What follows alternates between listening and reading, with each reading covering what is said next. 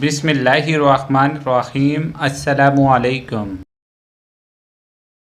حضرت لقمان ابتدا میں کسی امیر کے غلام تھے اور نہایت کالے رنگ کے تھے۔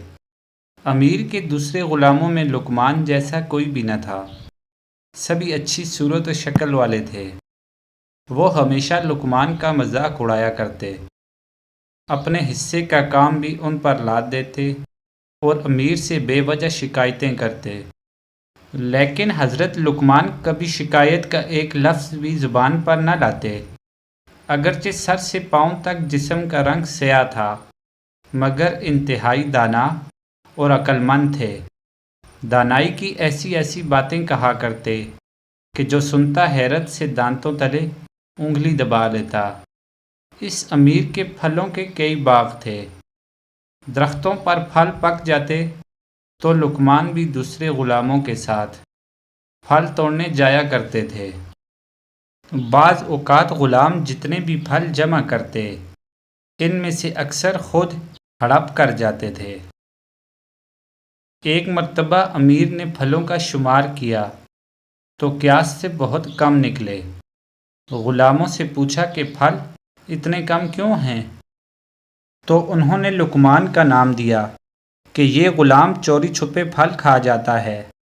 امیر نے یہ بات سنی تو حضرت لقمان کو طلب کر کے خوب ڈانٹا اور بے حد سختی کی۔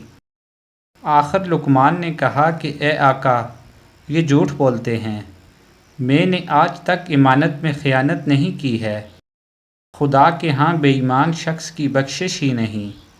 اب مناسب یہ ہے کہ تو سب کا امتحان لے۔ اس کا طریقہ یہ ہے کہ سب غلاموں کو گرم پانی پلا اور خود گھوڑے پر سوار ہو کر جنگل کی طرف چل۔ غلاموں کو حکم دے کہ گھوڑے کے ساتھ ساتھ دوڑیں۔ خدا نے چاہا تو سب بھید کھل جائے گا کہ میں سچ کہتا ہوں کہ جھوٹ۔ امیر کو حضرت لقمان کی بات پسند آئی۔ اس نے سب غلاموں کو زبردستی گرم پانی پلایا۔ لقمان نے بھی پیا۔ پھر امیر نے اپنا گھوڑا جنگلوں اور سبزہ زاروں میں خوب دوڑایا۔ اس دوڑے دھوپ کا نتیجہ یہ نکلا کہ سب غلام تھک ہار کر لمبے لمبے لیٹ گئے۔ ان کا جی متلایا اور سب نے کہہ کر جو کھایا پیا تھا سب باہر اگل دیا۔ لقمان نے جو کہہ کی وہ بالکل صاف تھی اور دوسروں کے معدوں میں پھلوں کے ٹکڑے برآمد ہوئے۔ یہ دیکھ کر امیر کو لقمان کی سچائی اور حکمت پر یقین آیا۔ اس نے غلاموں کو سرزش کی اور لقمان کو ان کا سردار بنا دیا۔